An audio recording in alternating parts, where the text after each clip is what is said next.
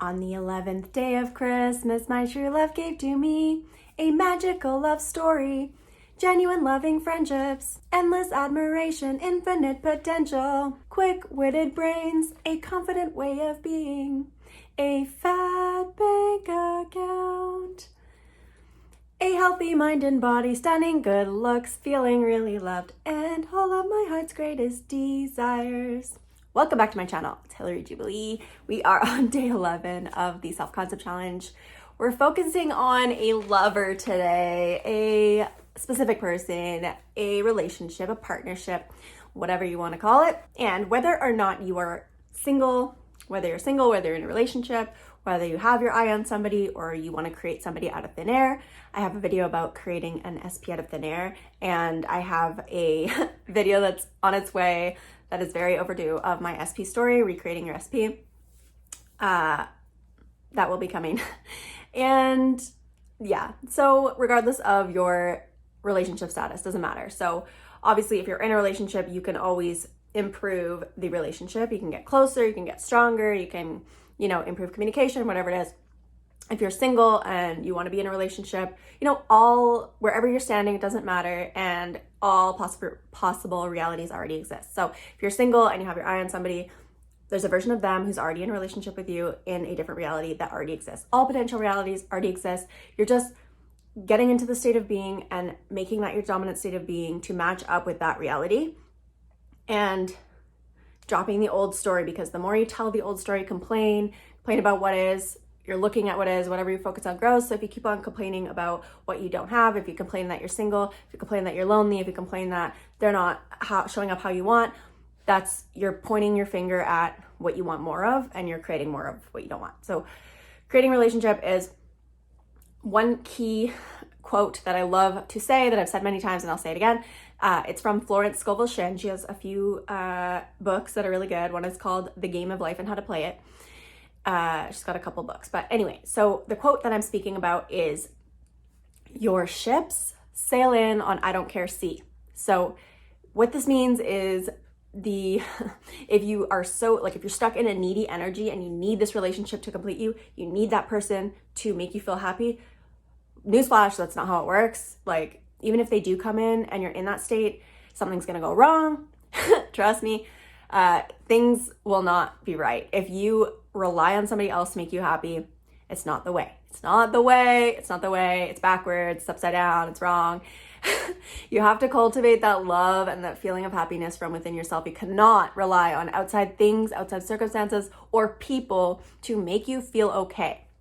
So the self-concept of being a lover or being in a relationship, the self-concept of being in a partnership is, you're loving, you're already that. You're not needy, you're not like complaining about something. Like, it's this effortless knowing that they are there, they are yours, you guys are together. It's nothing. It's like, take it off the pedestal. It's not a big deal. People get into relationships all the time.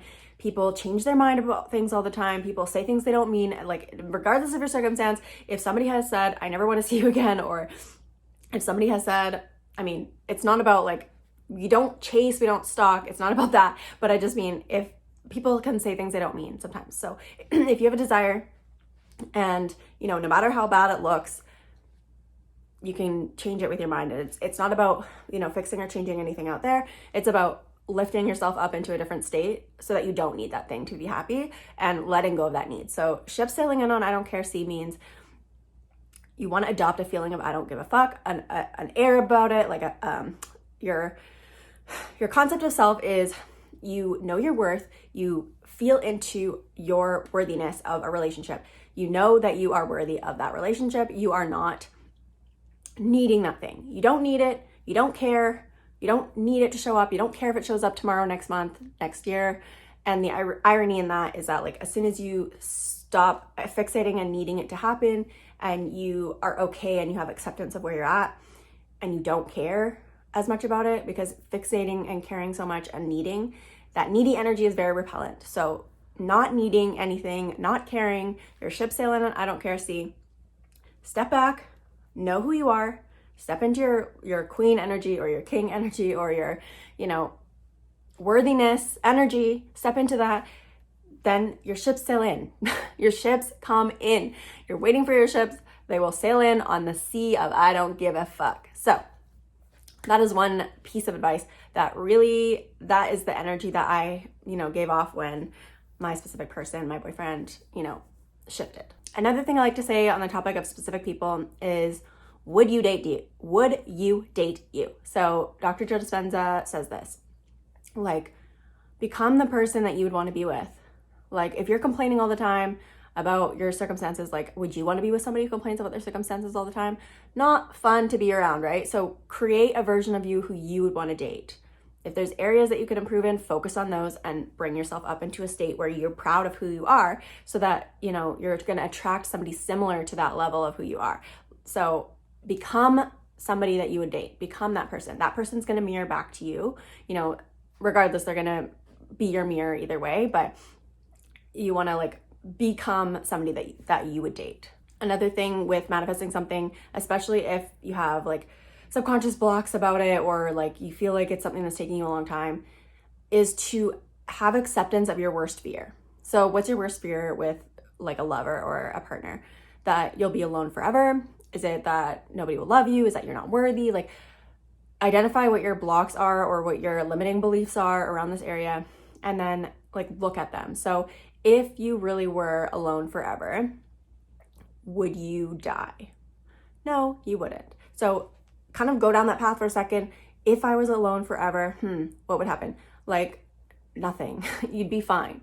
So this is kind of what I did too. I'd be like, okay, I am happy with who I am. I am learning to enjoy my own company. Let's enjoy our own company. Let's, build whatever we want to build for ourselves, create the life that you want to create, and focus on things that work, right? If my specific person did not show up or it didn't work out, I knew, I came to the, realization that I would be okay.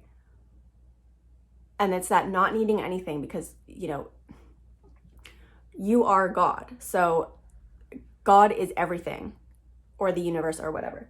Careful, don't burn yourself, honey. So anyway, everything is already within you. It's already all within yourself. So, you don't need anything because it's already within you. All possible realities, it's all in your imagination, and your imagination is the only reality. So there's nothing to want or need. It's our human ego wants and needs things, but your God self, your actual, who you truly are underneath, already has everything that you need. It's already all within you. So really getting to that place of not needing and realizing that you are loved, supported, protected by God, or whatever you believe in, by the universe, by source. You are always guided, protected, loved. You are. And you'll be okay either way. And just accepting the worst fear, playing it out in your mind, if this happened, what would happen to me? You would be okay. So coming to that realization of your worst fear, instead of resisting that fear, resisting, because what you resist persists. If you go down that path, okay, if this happened and my specific person never showed up, or he never came in, or whatever it is, then you know what? I would be okay. And getting to that place of being okay, no matter what, is game changing. So as soon as you can realize that you'll be okay either way, and not care so much, and not be so fixated on forcing or fixing or changing something outside of you, because it's not, it's within. So cultivating that feeling of love within is the way to go. Okay, so let's affirm for a relationship or love or whatever, partner. So this one is, I think I was going to mention this in my specific person story, because this affirmation, I was doing this at the very beginning when it was not so good. And yeah, so this one changed the game for me. And this one came from Caleb from Pluto's Gate. And it is, why am I now happily married to SP? Why am I now happily married to SP? So I think the question really gets past your subconscious mind. It's I don't know how I got here, but I'm here. It implies that you're already there. But the question is it kind of bypasses all of that, all the questioning that your ego would do. So why am I now happily married to SP? Or what if I was so in love And all of these things, they're not just words, right? We're feeling into whatever resonates with you. What resonates with you? What feels good? Like, say it to feel it. Don't say it to just like be a robot. Say it to feel it. And sometimes I will say a caveat to that is that, like, if you can't pick one that feels good, like if they all feel ridiculous to you, like either do it in steps, like they're contacting you or whatever it is, you want to do it in steps. I don't like certain things. I think steps are good, and certain things for me personally, it's like if you say they're constantly contacting you, then it's like, you know, the universe could manifest it in some weird way. Like it's whatever your state is. Like, for example, let's say your SP's a plumber, and then like you saying we're constantly in contact, and then your toilet breaks, and then they're contacting you about the toilet. Like that has nothing to do with your relationship. Like you could be in constant contact with somebody and you're still missing that loving relationship piece. So I like to go to the end with this. That's why I really liked Why Am I Not Happily Married to SP. As you can see, I'm not married or even engaged yet, but it still brought us closer together, because all of the steps that go in between being married will work themselves out, right? So just affirm to the end in relationships. That's what I like to do, but do whatever feels good to you. That's what I'm gonna say about that. I'm so grateful to be with the love of my life. I am a loving girlfriend or boyfriend, or I am a loving wife, or I'm a loving husband, whatever. You can change loving for whatever describing word you want. Like I am a hot wife. I like that one, but you can twist it around to make it, you know, feel good to you. If going to the end of being married, if you don't want to be married, then, you know, you could say partner, girlfriend, or wife, or boyfriend, or whatever. And I am so happy in my relationship with SP. And then obviously when you're affirming it, you would just say their name if you know who they are. And if you don't know who they are, you could just do a general one that, you know, I'm so happy to be with the love of my life. And then that person will show up for you if you are in that state of receiving and allowing and feeling worthy, and, you know, not focus on the lack all the time. As soon as you turn your head away from the lack, they come in. So that is all I have for this specific person or lover day for day 11. And I love you so much. Please subscribe if you have not already. I would love it if you would comment below. That really helps my channel too. And I'll see you tomorrow for the last day. Okay, bye.